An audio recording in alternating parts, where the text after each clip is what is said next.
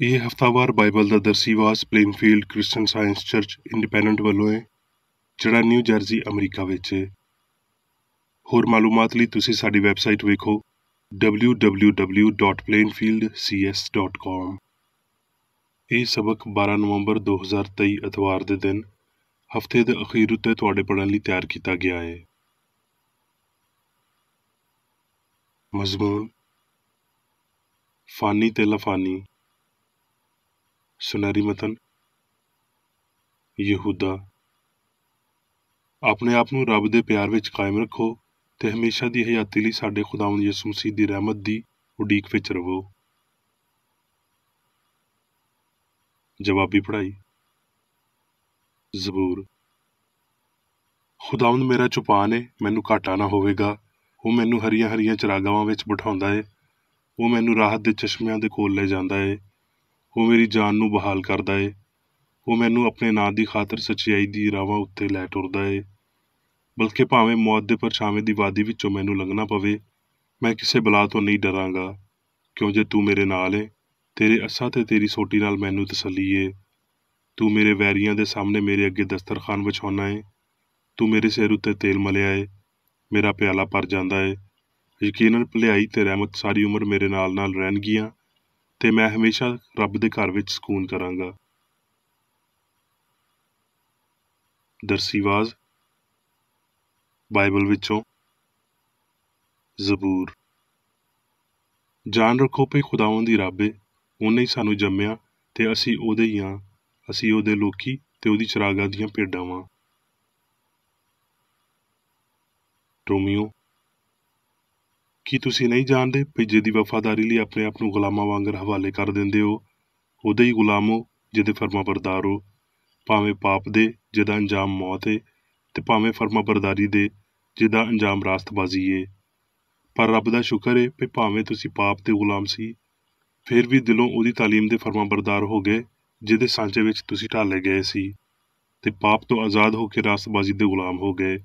ਮੈਂ ਤੁਹਾਡੀ ਇਨਸਾਨੀ ਕਮਜ਼ੋਰੀ ਦੇ ਪਾਰੋਂ ਇਨਸਾਨੀ ਤੌਰ ਤੇ ਆਖਦਾ ਵਾਂ, ਜਿਵੇਂ ਤੁਸੀਂ ਆਪਣੇ ਅਜ਼ਾਬ ਬਦਕਾਰੀ ਕਰਨ ਨੂੰ ਨਾਪਾਕੀ ਤੇ ਬਦਕਾਰੀ ਦੀ ਗੁਲਾਮੀ ਦੇ ਹਵਾਲੇ ਕੀਤੇ ਸੀ, ਉਸੇ ਤਰ੍ਹਾਂ ਹੁਣ ਆਪਣੇ ਅਜ਼ਾਬ ਪਾਕ ਹੋਣ ਨੂੰ ਰਾਸਤਬਾਜ਼ੀ ਦੀ ਗੁਲਾਮੀ ਦੇ ਹਵਾਲੇ ਕਰ ਦਿਓ। ਕਿਉਂ ਜੇ ਜਦ ਤੁਸੀਂ ਪਾਪ ਦੇ ਗੁਲਾਮ ਸੀ ਤੇ ਰਾਸਤਬਾਜ਼ੀ ਦੇ ਇਤਬਾਰ ਨਾਲ ਆਜ਼ਾਦ ਸੀ। ਇਸ ਲਈ ਜਿਨ੍ਹਾਂ ਗੱਲਾਂ ਤੋਂ ਹੁਣ ਤੁਸੀਂ ਸ਼ਰਮਿੰਦਾ ਹੋ, ਉਹਨਾਂ ਨਾਲ ਤੁਸੀਂ ਉਸ ਵੇਲੇ ਕੀ ਫਲ ਪਾਉਂਦੇ ਸੀ, ਕਿਉਂ ਜੇ ਉਹਨਾਂ ਦੀ ਅਖੀਰ ਤੇ ਮੌਤ ਹੈ। ਪਰ ਹੁਣ ਪਾਪ ਤੋਂ ਆਜ਼ਾਦ ਤੇ ਰੱਬ ਦੇ ਗੁਲਾਮ ਹੋ ਕੇ ਤੁਹਾਨੂੰ ਆਪਣਾ ਫਲ ਮਿਲਿਆ, ਜਿਹਦੇ ਤੋਂ ਪਾਕੀਜ਼ਗੀ ਹਾਸਲ ਹੁੰਦੀ ਏ ਤੇ ਇਹਦਾ ਅੰਜਾਮ ਹਮੇਸ਼ਾ ਦੀ ਹਯਾਤੀ ਏ। ਕਿਉਂ ਜੇ ਪਾਪ ਦੀ ਮਜ਼ਦੂਰੀ ਮੌਤ ਏ, ਪਰ ਰੱਬ ਦੀ ਬਖਸ਼ਿਸ਼ ਸਾਡੇ ਖੁਦਾਵੰਦ ਯਿਸੂ ਮਸੀਹ ਵਿੱਚ ਹਮੇਸ਼ਾ ਦੀ ਹਯਾਤੀ ਏ। ਮੱਤੀ। ਜਦੋਂ ਆਦਮ ਦਾ ਪੁੱਤਰ ਆਪਣੇ ਜਲਾਲ ਵਿੱਚ ਆਵੇਗਾ ਤੇ ਸਾਰੇ ਫਰਿਸ਼ਤੇ ਉਹਦੇ ਨਾਲ ਆਉਣਗੇ, ਤਦ ਉਹ ਆਪਣੇ ਜਲਾਲ ਦੇ ਤਖਤ ਉੱਤੇ ਬੈਠੇਗਾ ਤੇ ਸਾਰੀਆਂ ਕੌਮਾਂ ਉਹਦੇ ਸਾਹਮਣੇ ਇਕੱਠੀਆਂ ਕੀਤੀਆਂ ਜਾਣਗੀਆਂ, ਤੇ ਉਹ ਇੱਕ ਨੂੰ ਦੂਜੇ ਤੋਂ ਵੱਖ ਕਰੇਗਾ, ਜਿਵੇਂ ਚਰਵਾਹਾ ਭੇਡਾਂ ਨੂੰ ਬੱਕਰੀਆਂ ਤੋਂ ਵੱਖ ਕਰਦਾ ਏ, ਤੇ ਭੇਡਾਂ ਨੂੰ ਆਪਣੇ ਸੱਜੇ ਤੇ ਬੱਕਰੀਆਂ ਨੂੰ ਖੱਬੇ ਪਾਸੇ ਖੜਾ ਕਰੇਗਾ। ਉਸ ਵੇਲੇ ਬਾਦਸ਼ਾਹ ਆਪਣੇ ਸੱਜੇ ਪਾਸੇ ਵਾਲਿਆਂ ਨੂੰ ਆਖੇਗਾ, ਭਈ ਆਓ ਮੇਰੇ ਪਿਓ ਦੇ ਧਨ ਲੋਕੋ, ਜਿਹੜੀ ਬਾਦਸ਼ਾਹੀ ਤੁਹਾਡੇ ਲਈ ਜੱਗ ਦੇ ਸ਼ੁਰੂ ਤੋਂ ਤਿਆਰ ਕੀਤੀ ਗਈ ਏ, ਉਹ ਮੇਰਾਸ ਵਿੱਚ ਲਵੋ। ਕਿਉਂ ਜੇ ਮੈਂ ਭੁੱਖਾ ਸੀ, ਤੁਸੀਂ ਮੈਨੂੰ ਖਾਣਾ ਖਵਾਇਆ, ਮੈਂ ਪਿਆਸਾ ਸੀ, ਤੁਸੀਂ ਮੈਨੂੰ ਪਾਣੀ ਪਿਲਾਇਆ, ਮੈਂ ਪਰਦੇਸੀ ਸੀ, ਤੁਸੀਂ ਮੈਨੂੰ ਆਪਣੇ ਘਰ ਲਿਆਏ, ਨੰਗਾ ਸੀ, ਤੁਸੀਂ ਮੈਨੂੰ ਕੱਪੜਾ ਪਵਾਇਆ, ਬਿਮਾਰ ਸੀ, ਤੁਸੀਂ ਮੇਰਾ ਪਤਾ ਕੀਤਾ, ਕੈਦ ਵਿੱਚ ਸੀ, ਤੁਸੀਂ ਮੇਰੇ ਕੋਲ ਆਏ। ਤਦ ਨੇਕ ਲੋਕੀ ਜਵਾਬ ਵਿੱਚ ਉਹਨੂੰ ਆਖਣਗੇ, ਐ ਖੁਦਾਵੰਦ, ਅਸੀਂ ਕਦੋਂ ਤੈਨੂੰ ਭੁੱਖਾ ਵੇਖ ਕੇ ਖਾਣਾ ਖਵਾਇਆ ਜਾਂ ਪਿਆਸਾ ਵੇਖ ਕੇ ਪਾਣੀ ਪਿਲਾਇਆ? ਅਸੀਂ ਕਦੋਂ ਤੈਨੂੰ ਪਰਦੇਸੀ ਵੇਖ ਕੇ ਘਰ ਵਿੱਚ ਲਿਆਏ ਜਾਂ ਨੰਗਾ ਵੇਖ ਕੇ ਕੱਪੜਾ ਪਵਾਇਆ? ਅਸੀਂ ਕਦੋਂ ਤੈਨੂੰ ਬਿਮਾਰ ਜਾਂ ਕੈਦ ਵਿੱਚ ਦੇਖ ਕੇ ਤੇਰੇ ਕੋਲ ਆਏ? ਬਾਦਸ਼ਾਹ ਜਵਾਬ ਵਿੱਚ ਉਹਨਾਂ ਨੂੰ ਆਖੇਗਾ, ਮੈਂ ਤੁਹਾਨੂੰ ਸੱਚ ਆਖਦਾ ਵਾਂ, ਕਿਉਂ ਜੇ ਤੁਸੀਂ ਮੇਰੇ ਇਹਨਾਂ ਸਭ ਤੋਂ ਨਿੱਕੇ ਭਰਾਵਾਂ ਵਿੱਚੋਂ ਕਿਸੇ ਇੱਕ ਨਾਲ ਇਹ ਸਲੂਕ ਕੀਤਾ, ਇਸ ਲਈ ਮੇਰੇ ਨਾਲ ਹੀ ਕੀਤਾ। ਫਿਰ ਉਹ ਖੱਬੇ ਪਾਸੇ ਵਾਲਿਆਂ ਨੂੰ ਆਖੇਗਾ, ਐ ਮਲਾਉਨੋ, ਮੇਰੇ ਸਾਹਮਣੇ ਉਸ ਹਮੇਸ਼ਾ ਦੀ ਅੱਗ ਵਿੱਚ ਚਲੇ ਜਾਓ, ਜਿਹੜੀ ਸ਼ੈਤਾਨ ਤੇ ਉਹਦੇ ਫਰਿਸ਼ਤਿਆਂ ਲਈ ਤਿਆਰ ਕੀਤੀ ਗਈ ਏ। ਕਿਉਂ ਜੇ ਮੈਂ ਭੁੱਖਾ ਸੀ, ਤੁਸੀਂ ਮੈਨੂੰ ਖਾਣਾ ਨਾ ਖਵਾਇਆ, ਪਿਆਸਾ ਸੀ, ਤੁਸੀਂ ਮੈਨੂੰ ਪਾਣੀ ਨਾ ਪਿਲਾਇਆ, ਪਰਦੇਸੀ ਸੀ, ਤੁਸੀਂ ਮੈਨੂੰ ਘਰ ਨਾ ਲਿਆਏ, ਨੰਗਾ ਸੀ, ਤੁਸੀਂ ਮੈਨੂੰ ਕੱਪੜਾ ਨਾ ਪਾਇਆ, ਬਿਮਾਰ ਤੇ ਕੈਦ ਵਿੱਚ ਸੀ, ਤੁਸੀਂ ਮੇਰਾ ਪਤਾ ਨਾ ਕੀਤਾ। ਤਦ ਉਹ ਵੀ ਜਵਾਬ ਵਿੱਚ ਆਖਣਗੇ, ਐ ਖੁਦਾਵੰਦ, ਅਸੀਂ ਕਦੋਂ ਤੈਨੂੰ ਭੁੱਖਾ ਜਾਂ ਪਿਆਸਾ ਜਾਂ ਪਰਦੇਸੀ ਜਾਂ ਨੰਗਾ ਜਾਂ ਬਿਮਾਰ ਜਾਂ ਕੈਦ ਵਿੱਚ ਵੇਖ ਕੇ ਤੇਰੀ ਸੇਵਾ ਨਾ ਕੀਤੀ। ਉਸ ਵੇਲੇ ਉਹ ਉਹਨਾਂ ਨੂੰ ਜਵਾਬ ਵਿੱਚ ਆਖੇਗਾ, ਮੈਂ ਤੁਹਾਨੂੰ ਸੱਚ ਆਖਦਾ ਵਾਂ ਭਈ ਕਿਉਂ ਜੇ ਤੁਸੀਂ ਇਹਨਾਂ ਸਭ ਤੋਂ ਨਿੱਕਿਆਂ ਵਿੱਚੋਂ ਕਿਸੇ ਇੱਕ ਨਾਲ ਇਹ ਸਲੂਕ ਨਹੀਂ ਕੀਤਾ, ਇਸ ਲਈ ਮੇਰੇ ਨਾਲ ਵੀ ਨਹੀਂ ਕੀਤਾ। ਤੇ ਇਹ ਹਮੇਸ਼ਾ ਦੀ ਸਜ਼ਾ ਪਾਉਣਗੇ, ਪਰ ਰਾਸਤਬਾਜ਼ ਹਮੇਸ਼ਾ ਦੀ ਹਯਾਤੀ। ਤਮੈਥੀਅਸ। ਪਰ ਜਿਹੜੇ ਅਮੀਰ ਹੋਣਾ ਚਾਹੁੰਦੇ ਨੇ ਉਹ ਅਜਿਹੀ ਅਜ਼ਮਾਇਸ਼ ਤੇ ਫੰਦੇ ਤੇ ਬਹੁਤ ਸਾਰੀਆਂ ਬੇਹੂਦਾ ਤੇ ਨੁਕਸਾਨ ਦੇਣ ਵਾਲੀਆਂ ਖਾਹਿਸ਼ਾਂ ਵਿੱਚ ਫਸਦੇ ਨੇ, ਜਿਹੜੀਆਂ ਬੰਦੇ ਨੂੰ ਤਬਾਹੀ ਤੇ ਹਲਾਕਤ ਦੇ ਦਰਿਆ ਵਿੱਚ ਗਰਕ ਕਰ ਦਿੰਦੀਆਂ ਨੇ। ਕਿਉਂ ਜੇ ਜ਼ਰ ਦੀ ਯਾਰੀ ਹਰ ਤਰ੍ਹਾਂ ਦੀ ਬੁਰਿਆਈ ਦੀ ਇੱਕ ਜੜ ਏ, ਜਿਹਦੀ ਤੰਗ ਵਿੱਚ ਕਈਆਂ ਨੇ ਗੁੰਮਰਾਹ ਹੋ ਕੇ ਆਪਣੇ ਦਿਲਾਂ ਨੂੰ ਵੱਖਰੇ ਵੱਖਰੇ ਦੁੱਖਾਂ ਵਿੱਚ ਛਲਣੀ ਕਰ ਲਿਆ। ਪਰ ਐ ਰੱਬ ਦੇ ਬੰਦੇ, ਤੂੰ ਇਹਨਾਂ ਗੱਲਾਂ ਤੋਂ ਨੱਸ ਤੇ ਰਾਸਤਬਾਜ਼ੀ, ਦੀਨਦਾਰੀ, ਇਮਾਨਦਾਰੀ, ਪਿਆਰ, ਸਬਰ ਤੇ ਹਲੀਮੀ ਦਾ ਤਾਲਬ ਹੋ। ਅਮਾਨ ਦੀ ਚੰਗੀ ਲੜਾਈ ਲੜ, ਉਸ ਹਮੇਸ਼ਾ ਦੀ ਹਯਾਤੀ ਉੱਤੇ ਕਬਜ਼ਾ ਕਰ ਲੈ ਜਿਹਦੇ ਲਈ ਤੂੰ ਬੁਲਾਇਆ ਗਿਆ ਸੀ ਤੇ ਬਹੁਤ ਸਾਰੇ ਗਵਾਹਾਂ ਦੇ ਸਾਹਮਣੇ ਚੰਗਾ ਇਕਰਾਰ ਕੀਤਾ ਸੀ। ਮੈਂ ਉਸ ਰੱਬ ਨੂੰ ਜਿਹੜਾ ਸਾਰੀਆਂ ਸ਼ੈਵਾਂ ਨੂੰ ਜਿਉਂਦਾ ਕਰਦਾ ਏ ਤੇ ਮਸੀਹ ਯਸੂ ਨੂੰ ਜਿਹਨੇ ਪੈਂਤੂਸ ਪਿਲਾਤੂਸ ਦੇ ਸਾਹਮਣੇ ਚੰਗਾ ਇਕਰਾਰ ਕੀਤਾ ਸੀ, ਗਵਾਹ ਕਰਕੇ ਤੈਨੂੰ ਤਾਕੀਦ ਕਰਦਾ ਵਾਂ ਭਈ ਸਾਡੇ ਖੁਦਾਵੰਦ ਯਿਸੂ ਮਸੀਹ ਦੇ ਉਸ ਜ਼ਹੂਰ ਤੀਕਰ ਹੁਕਮ ਨੂੰ ਬੇਦਾਗ ਤੇ ਬੇਇਲਜ਼ਾਮ ਰੱਖ, ਜਿਹਨੂੰ ਉਹ ਮੁਨਾਸਬ ਵੇਲੇ ਉੱਤੇ ਨਮਾਇਆ ਕਰੇਗਾ, ਜਿਹੜਾ ਕੱਲਾ ਤੇ ਤਾਨਾ ਹਾਕਮ ਏ, ਬਾਦਸ਼ਾਹਾਂ ਦਾ ਬਾਦਸ਼ਾਹ ਤੇ ਖੁਦਾਵੰਦਾਂ ਦਾ ਰੱਬ। ਬਕਾ ਬਸ ਉਹਨੂੰ ਹੀ ਏ। ਉਹ ਉਸ ਰੋਹ ਵਿੱਚ ਰਹਿੰਦਾ ਏ ਜਿਹਦੇ ਤੀਕਰ ਕਿਸੇ ਦੀ ਅਪੜਾਈ ਨਹੀਂ ਹੋ ਸਕਦੀ, ਨਾ ਉਹਨੂੰ ਕਿਸੇ ਬੰਦੇ ਨੇ ਵੇਖਿਆ ਤੇ ਨਾ ਵੇਖ ਸਕਦਾ ਏ। ਉਹਦੀ ਇੱਜ਼ਤ ਤੇ ਸਲਤਨਤ ਹਮੇਸ਼ਾ ਤੀਕਰ ਰਵੇ। ਆਮੀਨ। ਐਸ ਮੌਜੂਦਾ ਜਹਾਨ ਦੇ ਦੌਲਤਮੰਦਾਂ ਨੂੰ ਹੁਕਮ ਦੇ ਭਈ ਮਗਰੂਰ ਨਾ ਹੋਵੋ ਤੇ ਨਾ ਪਾਇਦਾਰ ਦੌਲਤ ਉੱਤੇ ਨਹੀਂ, ਬਲਕਿ ਰੱਬ ਉੱਤੇ ਉਮੀਦ ਰੱਖੋ, ਜਿਹੜਾ ਸਾਨੂੰ ਮਜ਼ੇ ਲੈਣ ਲਈ ਸਾਰੀਆਂ ਸ਼ੈਵਾਂ ਅਫਰਾਤ ਨਾਲ ਦਿੰਦਾ ਏ। ਤੇ ਨੇਕੀ ਕਰੋ ਤੇ ਨੇਕ ਕੰਮ ਕਰਨ ਵਿੱਚ ਦੌਲਤਮੰਦ ਬਣੋ, ਤੇ ਸਖਾਵਤ ਉੱਤੇ ਤਿਆਰ ਤੇ ਇਮਦਾਦ ਉੱਤੇ ਮੁਸਤੈਦ ਹੋਵੋ, ਤੇ ਅਗਾਂਹ ਤੋਂ ਆਪਣੇ ਲਈ ਇੱਕ ਚੰਗੀ ਬੁਨਿਆਦ ਕਾਇਮ ਕਰਕੇ ਰੱਖੋ, ਤਾਂ ਜੋ ਅਸਲੀ ਹਯਾਤੀ ਉੱਤੇ ਕਬਜ਼ਾ ਕਰੋ। ਕਰੰਥੀਓ। ਇਹ ਭਰਾਵੋ, ਮੇਰਾ ਮਤਲਬ ਇਹ ਹੈ ਭਈ ਗੋਸ਼ਤ ਤੇ ਲਹੂ ਰੱਬ ਦੀ ਬਾਦਸ਼ਾਹੀ ਦੇ ਵਾਰਸ ਨਹੀਂ ਹੋ ਸਕਦੇ ਤੇ ਨਾ ਫਨਾ ਬਕਾ ਦੀ ਵਾਰਸ ਹੋ ਸਕਦੀ ਏ। ਵੇਖੋ, ਮੈਂ ਤੁਹਾਨੂੰ ਇੱਕ ਭੇਤ ਵਾਲੀ ਗੱਲ ਆਖਦਾ ਵਾਂ, ਅਸੀਂ ਸਾਰੇ ਤੇ ਨਹੀਂ ਸੌਵਾਂਗੇ, ਪਰ ਸਾਰੇ ਬਦਲ ਜਾਵਾਂਗੇ। ਤੇ ਇਹ ਇੱਕਦਮ ਵਿੱਚ, ਇੱਕ ਪਲ ਵਿੱਚ ਪਿਛਲਾ ਨਰਸਿੰਗਾ ਫੂਕਦਿਆਂ ਹੀ ਹੋਵੇਗਾ। ਕਿਉਂ ਜੇ ਨਰਸਿੰਗਾ ਫੂਕਿਆ ਜਾਵੇਗਾ ਤੇ ਮੁਰਦੇ ਗੈਰ ਫਾਨੀ ਹਾਲਤ ਵਿੱਚ ਉੱਠਣਗੇ ਤੇ ਅਸੀਂ ਬਦਲ ਜਾਵਾਂਗੇ। ਕਿਉਂ ਜੇ ਜ਼ਰੂਰ ਹੈ ਭਈ ਇਹ ਫਾਨੀ ਬਦਨ ਬਕਾ ਦਾ ਜਾਮਾ ਪਾਵੇ ਤੇ ਮਰਨ ਵਾਲਾ ਬਦਨ ਹਮੇਸ਼ਾ ਦੀ ਹਯਾਤੀ ਦਾ ਜਾਮਾ ਪਾਵੇ। ਤੇ ਜਦੋਂ ਇਹ ਫਾਨੀ ਬਦਨ ਬਕਾ ਦਾ ਜਾਮਾ ਪਾ ਲਵੇਗਾ ਤੇ ਇਹ ਮਰਨ ਵਾਲਾ ਬਦਨ ਹਮੇਸ਼ਾ ਦੀ ਹਯਾਤੀ ਦਾ ਜਾਮਾ ਪਾ ਲਵੇਗਾ, ਤੇ ਉਹ ਅਖਾਨ ਪੂਰਾ ਹੋਵੇਗਾ ਜਿਹੜਾ ਲਿਖਿਆ ਏ ਭਈ ਮੌਤ ਜਿੱਤ ਦੀ ਬੁਰਕੀ ਬਣ ਗਈ। ਹੁਣ ਮੈਂ ਮੇਰੀ ਬੇਕਰੇਡੀ ਦੀ ਲਿਖੀ ਹੋਈ ਕ੍ਰਿਸਚਨ ਸਾਇੰਸ ਦੀ ਦਰਸੀ ਕਿਤਾਬ ਸਾਇੰਸ ਤੇ ਸਿਹਤ ਆਇਤਾਂ ਦੀ ਕੁੰਜੀ ਦੇ ਨਾਲ ਵਿੱਚੋਂ ਲਈਆਂ ਹੋਈਆਂ ਲਿਖਾਈਆਂ ਪੜਾਂਗਾ। ਸਾਇੰਸ ਤੇ ਸਿਹਤ। ਇਨਸਾਨ ਲਾਫਾਨੀ ਏ ਤੇ ਇਲਾਹੀ ਇਖਤਿਆਰ ਦੇ ਰਾਹੀਂ ਜਿਉਂਦਾ ਏ। ਸਾਇੰਸ ਵਿੱਚ ਇਨਸਾਨ ਨਾ ਜਵਾਨ ਏ ਨਾ ਬੁੱਢਾ, ਨਾ ਉਹਦੀ ਪੈਦਾਇਸ਼ ਹੁੰਦੀ ਏ ਨਾ ਮੌਤ। ਉਹ ਨਾ ਕੋਈ ਜਾਨਵਰ ਏ ਨਾ ਸਬਜ਼ੀ, ਨਾ ਹੀ ਖਾਨਾ ਬਦੋਸ਼ੀ ਸੋਚ ਵਾਲਾ ਏ। ਉਹ ਮਾਦੇ ਤੋਂ ਸਿਆਣ ਵਿੱਚ, ਫਾਨੀ ਤੋਂ ਲਾਫਾਨੀ ਵਿੱਚ, ਬੁਰਿਆਈ ਤੋਂ ਚੰਗਿਆਈ ਵਿੱਚ ਜਾਂ ਚੰਗਿਆਈ ਤੋਂ ਬੁਰਿਆਈ ਵਿੱਚ ਨਹੀਂ ਲੰਘਦਾ। ਅਜਿਹੀਆਂ ਤਸਲੀਮਾਂ ਸਾਨੂੰ ਸੋਚੇ ਸਮਝੇ ਬਗੈਰ ਹਨੇਰੇ ਵਿੱਚ ਸੁੱਟ ਦਿੰਦੀਆਂ ਨੇ। ਇੱਥੇ ਤੀਕਰ ਵੀ ਸ਼ੇਕਸਪੀਅਰ ਦੀ ਸ਼ਾਇਰੀ ਉਮਰ ਨੂੰ ਇਨਸਾਨ ਦੀ ਹਮੇਸ਼ਾ ਦੀ ਵਡਿਆਈ ਤੇ ਤਰੱਕੀ, ਤਾਕਤ ਤੇ ਇੱਜ਼ਤ ਦੀ ਲਾਫਾਨੀਅਤ ਮਨਸੂਬ ਕਰਨ ਦੀ ਬਜਾਏ ਤਿਫਲੀ ਦੇ ਤੌਰ ਤੇ ਬੇਵਸੀ ਤੇ ਤਨਜ਼ਲੀ ਦੀ ਤਸਵੀਰ ਦੇ ਤੌਰ ਤੇ ਪੇਸ਼ ਕਰਦੀ ਏ। ਇਲਾਹੀ ਸ਼ਾਉਰ ਦਾ ਇੱਕ ਲਮਹਾ ਜਾਂ ਪਿਆਰ ਤੇ ਹਯਾਤੀ ਦੀ ਰੂਹਾਨੀ ਸਮਝ ਅਬਦੀਅਤ ਦੀ ਪੇਸ਼ਗੋਈ ਏ। ਇਹ ਮੁਮਤਾਜ਼ ਨਜ਼ਰੀਆ ਜਿਹਨੂੰ ਤਦ ਹਾਸਲ ਕੀਤਾ ਗਿਆ ਤੇ ਬਰਕਰਾਰ ਰੱਖਿਆ ਗਿਆ ਜਦ ਹਸਤੀ ਦੀ ਸਾਇੰਸ ਨੂੰ ਸਮਝ ਲਿਆ ਗਿਆ। ਰੂਹਾਨੀ ਤੌਰ ਤੇ ਜਾਣੀ ਗਈ ਹਯਾਤੀ ਦੇ ਨਾਲ ਮੌਤ ਦਾ ਫਾਸਲਾ ਜੋੜੇਗੀ ਤੇ ਇਨਸਾਨ ਲਾਫਾਨੀਅਤ ਤੇ ਉਹਦੀ ਅਬਦੀ ਹਮਾਂਗੀ ਦੇ ਪੂਰੇ ਸ਼ਾਉਰ ਵਿੱਚ ਹੋਵੇਗਾ, ਜਿੱਥੇ ਪਾਪ, ਬਿਮਾਰੀ ਤੇ ਮੌਤ ਨਾਲ ਨਾਵਾਕਫੀਅਤ ਏ। ਰੂਹ ਨਾਲ ਭਰੇ ਹੋਏ ਸਾਲਾਂ ਲਈ ਅਬਦੀਅਤ ਰੱਬ ਦੀ ਪਮਾਇਸ਼ ਏ। ਬਸ਼ਰੀ ਤਸਵੁਰ ਗਲਤ ਖਿਆਲਾਂ ਨੂੰ ਉਸ ਸਭ ਦੇ ਨਮੂਨੇ ਲਈ ਰਾਹ ਸਿੱਧੀ ਕਰਨੀ ਚਾਹੀਦੀ ਏ ਜੋ ਕੁਝ ਕਾਮਲ ਤੇ ਅਬਦੀ ਏ। ਕਈ ਨਸਲਾਂ ਤੀਕਰ ਇਨਸਾਨੀ ਅਕੀਦੇ ਇਲਾਹੀ ਤਸਵੁਰ ਹਾਸਲ ਕਰਨਗੇ ਤੇ ਰੱਬ ਦੀ ਤਖਲੀਕ ਦਾ ਕਾਮਲ ਤੇ ਲਾਫਾਨੀ ਨਮੂਨਾ, ਹਸਤੀ ਦਾ ਕੱਲਾ ਅਸਲੀ ਨਜ਼ਰੀਆ ਅਖੀਰੀ ਵੇਖਿਆ ਜਾਵੇਗਾ।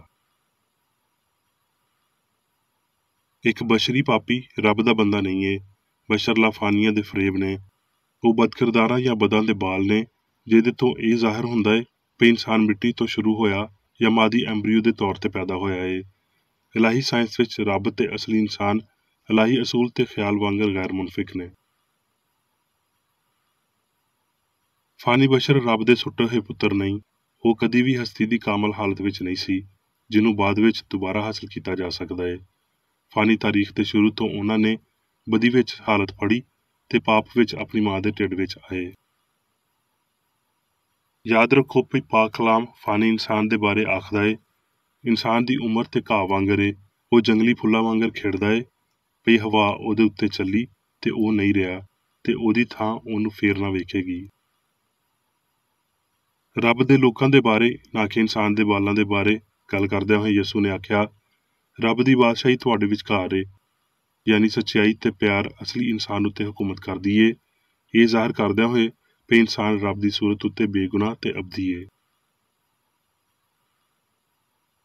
ਜੇ ਅਸੀਂ ਖਿਆਲਾਂ ਨੂੰ ਫਾਨੀ ਲਿਬਾਸ ਵਿੱਚ ਤਰਤੀਬ ਦਿੰਦੇ ਹਾਂ ਤੇ ਇਹ ਲਫਾਨੀ ਫਿਤਰਤ ਨੂੰ ਜ਼ਰੂਰ ਗਵਾ ਦਿੰਦੇ ਨੇ। ਜੇ ਅਸੀਂ ਬਦਨ ਨੂੰ ਲਜ਼ਤ ਲਈ ਵੇਖਦੇ ਹਾਂ ਤੇ ਅਸੀਂ ਪੀੜ ਪਾਉਂਦੇ ਹਾਂ, ਹਯਾਤੀ ਲਈ ਵੇਖਦੇ ਹਾਂ ਤੇ ਅਸੀਂ ਮੌਤ ਪਾਉਂਦੇ ਹਾਂ, ਸੱਚਾਈ ਲਈ ਵੇਖਦੇ ਹਾਂ ਤੇ ਅਸੀਂ ਗਲਤੀ ਪਾਉਂਦੇ ਹਾਂ, ਰੂਹ ਲਈ ਵੇਖਦੇ ਹਾਂ ਤੇ ਅਸੀਂ ਉਹਦੇ ਮੁਖਾਲਫ ਮਾਦੇ ਨੂੰ ਪਾਉਂਦੇ ਹਾਂ। ਹੁਣ ਇਸ ਅਮਲ ਨੂੰ ਉਲਟਾ ਕਰੀਏ, ਬਦਨ ਤੋਂ ਹਟ ਕੇ ਸੱਚਾਈ ਤੇ ਮੁਹੱਬਤ, ਸਾਰੀ ਖੁਸ਼ੀ, ਹਮਾਂਗੀ ਤੇ ਲਾਫਾਨੀਅਤ ਦੇ ਅਸੂਲ ਨੂੰ ਵੇਖੀਏ। ਬਰਦਾਸ਼ਤ, ਚੰਗਿਆਈ ਤੇ ਸੱਚਾਈ ਨੂੰ ਜ਼ੋਰ ਕੇ ਫੜ ਲਵੋ ਤੇ ਤੁਸੀਂ ਉਹਨਾਂ ਨੂੰ ਆਪਣੇ ਖਿਆਲਾਂ ਦੇ ਕਬਜ਼ੇ ਦੇ ਤਨਾਸਬ ਤੋਂ ਆਪਣੇ ਤਜਰਬਿਆਂ ਵਿੱਚ ਲਿਆਓਗੇ। ਇਲਾਹੀ ਮਬਾਦੁਲ ਤਿੱਬੀਆਤ ਦੇ ਫਹਿਮ ਵਿੱਚ ਅਸੀਂ ਆਪਣੇ ਮਾਲਕ ਦੇ ਨਮੂਨੇ ਮਗਰ ਟੁਰਦਿਆਂ ਹੋਏ ਪਿਆਰ ਤੇ ਸੱਚਾਈ ਦੇ ਪੈਰਾਂ ਉੱਤੇ ਟੁਰਦੇ ਹਾਂ। ਮਸੀਹਤ ਅਸਲੀ ਸ਼ਿਫਾ ਦੀ ਨਿਉ ਏ। ਬੇਗਰਜ਼ ਪਿਆਰ ਦੇ ਮਾਮਲੇ ਵਿੱਚ ਇਨਸਾਨ ਦੀ ਸੋਚ ਜੋ ਕੁਝ ਵੀ ਅਪਣਾਉਂਦੀ ਏ ਉਹ ਇਲਾਹੀ ਕੁਵਤ ਨੂੰ ਸਿੱਧਾ ਹਾਸਲ ਕਰ ਲੈਂਦੀ ਏ। ਹਸਤੀ, ਪਾਕਬਾਜ਼ੀ, ਹਮਾਂਗੀ ਤੇ ਲਾਫਾਨੀਅਤ ਏ। ਇਹ ਪਹਿਲੇ ਤੋਂ ਹੀ ਸਾਬਤ ਹੋ ਗਿਆ ਏ ਵੀ ਇਹਦਾ ਇਲਮ ਹਾਲਾਂਕਿ ਮਾਮੂਲੀ ਦਰਜੇ ਉੱਤੇ ਵੀ ਇਨਸਾਨਾਂ ਦੇ ਬਦਨੀ ਤੇ ਇਖਲਾਕੀ ਮਿਆਰ ਨੂੰ ਉੱਚਾ ਕਰੇਗਾ, ਉਮਰ ਦੀ ਲੰਬਾਈ ਨੂੰ ਵਧਾਵੇਗਾ, ਕਿਰਦਾਰ ਨੂੰ ਪਾਕ ਤੇ ਉੱਚਾ ਕਰੇਗਾ। ਇਸ ਲਈ ਤਰੱਕੀ ਸਾਰੀ ਗਲਤੀ ਨੂੰ ਤਬਾਹ ਕਰੇਗੀ ਤੇ ਲਾਫਾਨੀਅਤ ਨੂੰ ਲੋਹ ਵਿੱਚ ਲਿਆਵੇਗੀ। ਬਦਨ ਉਹਦੀ ਅਕਾਸੀ ਕਰੇਗਾ ਜਿਹੜਾ ਉਹਦੇ ਉੱਤੇ ਹੁਕਮਰਾਨੀ ਕਰੇਗਾ, ਭਾਵੇਂ ਇਹ ਸੱਚਾਈ ਹੋਵੇ ਜਾਂ ਗਲਤੀ, ਸਿਆਣ ਹੋਵੇ ਜਾਂ ਅਕੀਦਾ, ਰੂਹ ਹੋਵੇ ਜਾਂ ਮਾਦਾ। ਇਸ ਲਈ ਉਹਦੇ ਨਾਲ ਮਿਲਿਆ ਰਹਿ ਤੇ ਸਲਾਮਤ ਰਵੇਗਾ। ਚਲਾਕ, ਸਾਦਾ ਤੇ ਚੁਸਤ ਰਵੋ। ਜਿਹੜੀ ਰਾਹ ਇਸ ਫਹਿਮ ਵੱਲ ਲੈ ਜਾਂਦੀ ਏ ਬਈ ਇਕੱਲਾ ਰੱਬ ਹੀ ਹਯਾਤੀ ਏ, ਉਹ ਰਾਹ ਸਿੱਧੀ ਤੇ ਸੌੜੀ ਏ। ਇਹ ਬਦਨ ਦੇ ਨਾਲ ਇੱਕ ਲੜਾਈ ਏ ਜਿਸ ਵਿੱਚ ਪਾਪ, ਬਿਮਾਰੀ ਤੇ ਮੌਤ ਉੱਤੇ ਸਾਨੂੰ ਫਤਹ ਪਾਉਣੀ ਚਾਹੀਦੀ ਏ, ਭਾਵੇਂ ਇੱਥੇ ਜਾਂ ਇਹਦੇ ਤੋਂ ਬਾਅਦ, ਯਕੀਨਨ ਇਸ ਤੋਂ ਪਹਿਲਾਂ ਭਈ ਅਸੀਂ ਰੂਹ ਦੇ ਮਕਸਦ ਜਾਂ ਰੱਬ ਵਿੱਚ ਹਯਾਤੀ ਹਾਸਲ ਕਰਨ ਤਿਕਰ ਅਪੜ ਸਕੀਏ। ਪੌਲੁਸ ਲਿਖਦਾ ਏ, ਜੇ ਮਸੀਹ ਸੱਚਾਈ ਜੀ ਨਹੀਂ ਉੱਠਿਆ ਤੇ ਸਾਡੀ ਮੁਨਾਦੀ ਬੇਫਾਇਦਾ ਏ। ਇਹਦਾ ਮਤਲਬ ਏ, ਜੇ ਰੂਹ ਦੀ ਬਾਲਾਦਸਤੀ ਦਾ ਖਿਆਲ ਜਿਹੜਾ ਹਸਤੀ ਦਾ ਅਸਲੀ ਨਜ਼ਰੀਆ ਏ ਤੁਹਾਡੇ ਜ਼ਿਹਨ ਵਿੱਚ ਨਹੀਂ ਆਉਂਦਾ ਤੇ ਜੋ ਮੈਂ ਆਖ ਰਿਹਾ ਵਾਂ ਉਹਦਾ ਤੁਹਾਨੂੰ ਕੋਈ ਫਾਇਦਾ ਨਹੀਂ ਹੋਵੇਗਾ। ਅਸਲ ਵਿੱਚ ਯਿਸੂ ਨੇ ਆਖਿਆ, ਜਿਹੜਾ ਮੇਰੇ ਉੱਤੇ ਈਮਾਨ ਲਿਆਉਂਦਾ ਏ ਉਹ ਹਮੇਸ਼ਾ ਤਿਕਰ ਕਦੀ ਨਾ ਮਰੇਗਾ। ਯਾਨੀ ਉਹ ਜਿਹੜਾ ਹਯਾਤੀ ਦਾ ਅਸਲੀ ਖਿਆਲ ਪਾ ਲੈਂਦਾ ਏ ਉਹ ਮੌਤ ਉੱਤੇ ਆਪਣਾ ਈਮਾਨ ਗਵਾ ਦਿੰਦਾ ਏ। ਜਿਹਦੇ ਕੋਲ ਨੇਕੀ ਦਾ ਅਸਲੀ ਖਿਆਲ ਏ ਉਹ ਬੁਰਾਈ ਦਾ ਸਾਰਾ ਫਹਿਮ ਗਵਾ ਦਿੰਦਾ ਏ ਤੇ ਇਸ ਪਾਰੋਂ ਰੂਹ ਦੀਆਂ ਨਾ ਮਰਨ ਵਾਲੀਆਂ ਅਸਲੀਅਤਾਂ ਵਿੱਚ ਰਹਿਨੁਮਾਈ ਪਾਉਂਦਾ ਏ। ਅਜਿਹਾ ਬੰਦਾ ਹਯਾਤੀ ਵਿੱਚ ਕਾਇਮ ਹੁੰਦਾ ਏ।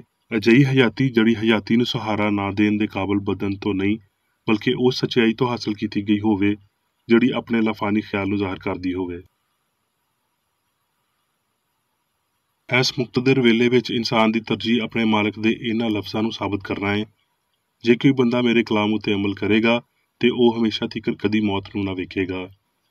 ਝੂਠੇ ਭਰੋਸਿਆਂ ਤੇ ਮਾਦੀ ਸਬੂਤਾਂ ਦੇ ਖਿਆਲਾਂ ਨੂੰ ਮੁਕਾਉਣ ਲਈ ਤਾਂ ਜੋ ਸ਼ਖਸੀ ਰੂਹਾਨੀ ਹਕੀਕਤਾਂ ਸਾਹਮਣੇ ਆਉਣ, ਇਹ ਇੱਕ ਬਹੁਤ ਵੱਡਾ ਹਾਸਲ ਕਰਉਂਦਾ ਹੈ ਜਿਹਦੇ ਰਾਹੀਂ ਅਸੀਂ ਗਲਤ ਨੂੰ ਮੁਕਾ ਦੇਵਾਂਗੇ ਤੇ ਸੱਚਾਈ ਨੂੰ ਥਾਂ ਦੇਵਾਂਗੇ। ਇਸ ਤਰ੍ਹਾਂ ਅਸੀਂ ਸੱਚਾਈ ਦੀ ਉਸ ਹੈਕਲ ਜਾਂ ਬਦਨ ਨੂੰ ਬਣਾਉਂਦੇ ਹਾਂ ਜਿਹਦਾ ਮਿਸਤਰੀ ਜਾਂ ਬਣਾਉਣ ਵਾਲਾ ਰੱਬ ਏ।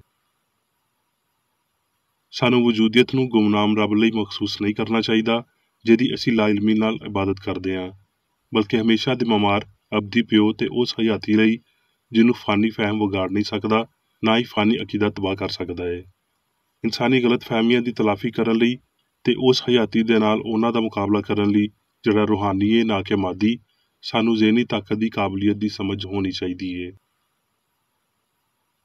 ਇੱਕ ਵੱਡੀ ਰੂਹਾਨੀ ਅਸਲੀਅਤ ਸਾਹਮਣੇ ਲਿਆਈ ਜਾਣੀ ਚਾਹੀਦੀ ਏ ਭਈ ਇਨਸਾਨ ਕਾਮਲ ਤੇ ਲਾਫਾਨੀ ਹੋਵੇਗਾ ਨਹੀਂ, ਬਲਕਿ ਹੈ।